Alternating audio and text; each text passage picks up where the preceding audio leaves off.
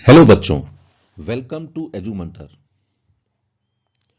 Today we are going to discuss a previous year problem in physics जो JEE Mains में आ चुका है 2018 में। आइए देखते हैं प्रॉब्लम क्या है। A solid sphere of radius r made of a soft material of bulk modulus K is surrounded by a liquid in a cylindrical container.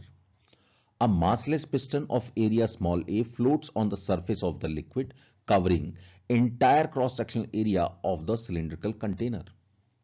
When a mass small m is placed on the surface of the piston to compress the liquid, the fractional decrement in the radius of the sphere dr by r will be equal to.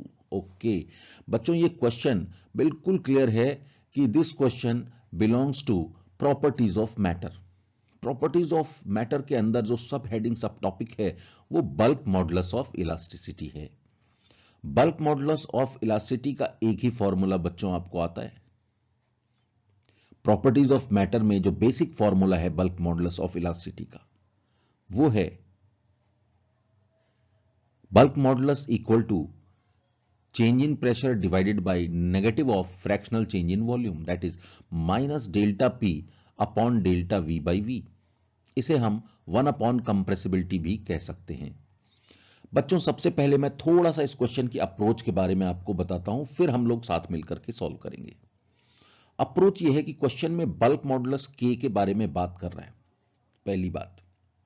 दूसरी बात, एक wait piston के ऊपर रखा गया है जो definitely pressure के चेंज की कैलकुलेशन में हेल्प करेगा। तीसरी बात, रेडियस के चेंज की बात पूछी जा रही है और रेडियस को हम स्फीयर के वॉल्यूम से कनेक्ट कर सकते हैं। इसका मतलब bulk modulus, change in pressure और वॉल्यूम तीनों के बीच का कोरिलेशन इस क्वेश्चन में दिया हुआ है। हां, थोड़ा हमें कोशिश करनी पड़ेगी, आराम से तो नहीं आएगा। आइए देखते हैं। तो क्वेश्चन में पहले जो कंडीशन दी हुई है आपको दिखाई दे रही है। एक सॉलिड स्फीयर है आर रेडियस का, एक मासलेस पिस्टन है जो कवर कर रहा है। पिस्टन का क्रॉसिंग एरिया है स्मॉल ए और एक एम मास इसके ऊपर हम रखने वाले हैं। अभी रेडियस आर है इसकी, ठीक है। और जैसे ही हम एक ब्लॉक यहां पर रखेंगे, प्रेशर में वेरिएशन की वजह से radius of the solid sphere will decrease, और जो डिक्रीमेंट होगा that decrement is D R. तो हमें इन तीनों बातों में कनेक्शन बैठाना है। आइए मैं स्टार्ट करता हूं सबसे पहले पॉइंट से, और वो सबसे आसान बात है। और वो बात क्या है आइए देखा जाए। मैं सबसे पहले लिख रहा हूं volume equal to 4/3 pi r cube. किसका वॉल्यूम है बच्चों? ये वॉल्यूम है सॉलिड स्फीयर का। सेकेंड स्टेप लिखने से पहले थोड़ा इसको सॉल्व कर लेते हैं। अगर इसका मैं लॉग ले लेता हूं, ln v will be equal to ln 4/3 pi, जो कि पूरा एक कांस्टेंट है, प्लस 3 ln r। अगर इसे मैं डिफरेंशिएट कर दूं विद रिस्पेक्ट टू वॉल्यूम, तो यहां पे आएगा 1/v, ये टर्म आएगा आपका 0, और ये टर्म आएगा 3 1/r into d r by d V. यहां बिल्कुल क्लियर पता लग रहा है कि dv upon v that is fractional change in volume, dv upon v that is fractional change in volume is equal to 3 times dr upon r। तो बच्चों, ये जो dr अपॉन r है इसके बारे में बातचीत हो रही है। बहुत बढ़िया। तो पहला हमारा जो रिजल्ट आया बड़ा ही सेटिस्फैक्टरी है, क्योंकि हम बल्क मॉडुलस के फॉर्मूले में जो डिनोमिनेटर है उसको उस टर्म में कन्वर्ट कर पाए जो हमें पूछा गया है, that is fractional change in radius. Second step की बात करता हूं मैं।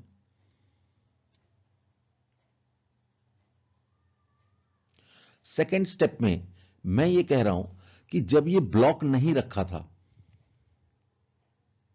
तो प्रेशर जो महसूस कर रहा होगा ये स्फीयर, ब्लॉक रखने के बाद चूंकि पिस्टन मासलेस है, इस पॉइंट पे प्रेशर में जो चेंज आएगा, या हर पॉइंट पे स्फीयर की सरफेस के हर पॉइंट पे प्रेशर में जो चेंज आएगा, हर पॉइंट पर जो प्रेशर का चेंज आएगा, उस प्रेशर के चेंज को हम डायरेक्टली लिख सकते हैं।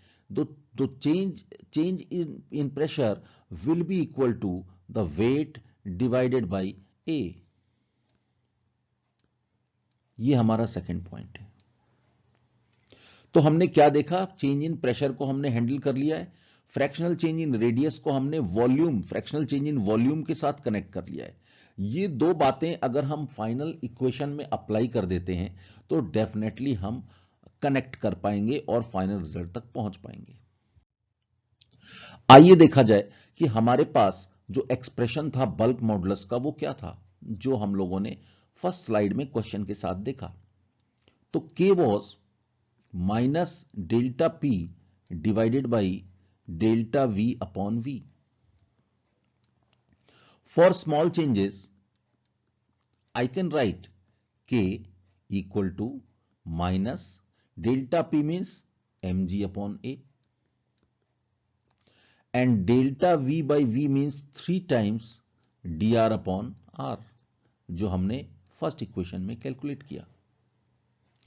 अब अगर इसको हम लोग अपने हिसाब से थोड़ा सा चेंज करें तो मेरे पास रिजल्ट आ रहा है minus dr upon R equal to mg upon 3Ka।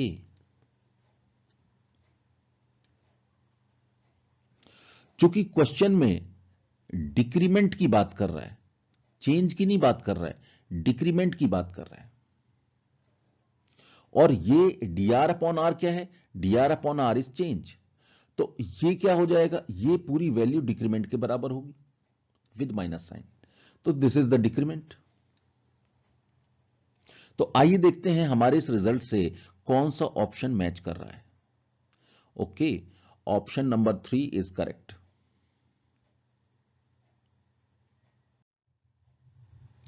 बच्चों डेफिनेटली आपको यह बात समझ में आ गई होगी।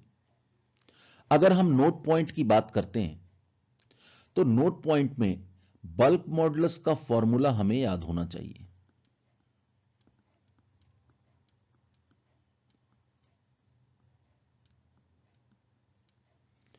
दूसरी बात, इस बल्क मॉडुलस का यूज करके हम लोग वेव में,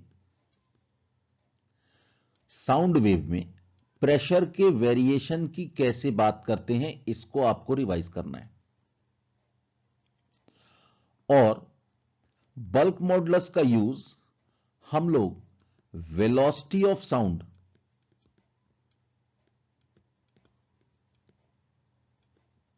की वैल्यू कैलकुलेट करने में कैसे यूज करते हैं, यह आपको ध्यान करना है।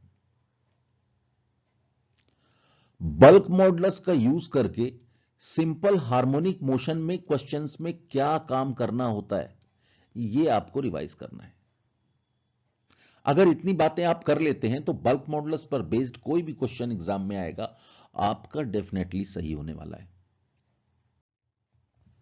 बच्चों, आज का वीडियो अगर आपको पसंद आया तो लाइक करिए, अपने फ्रेंड सर्किल में शेयर करिए और सब्सक्राइब करने के साथ साथ बेल आइकन को प्रेस करना बिल्कुल मत भूलिए, क्योंकि तभी तो आपके पास कॉन्टिन्यूअस बेसिस पर ये इस तरह के वीडियोस पहुंचते रहेंगे जिसमें प्रीवियस ईयर जेईई मेन के अच्छे क्वेश्चंस का डिस्कशन मैं आपके साथ करता रहूंगा। थैंक यू बच्चों।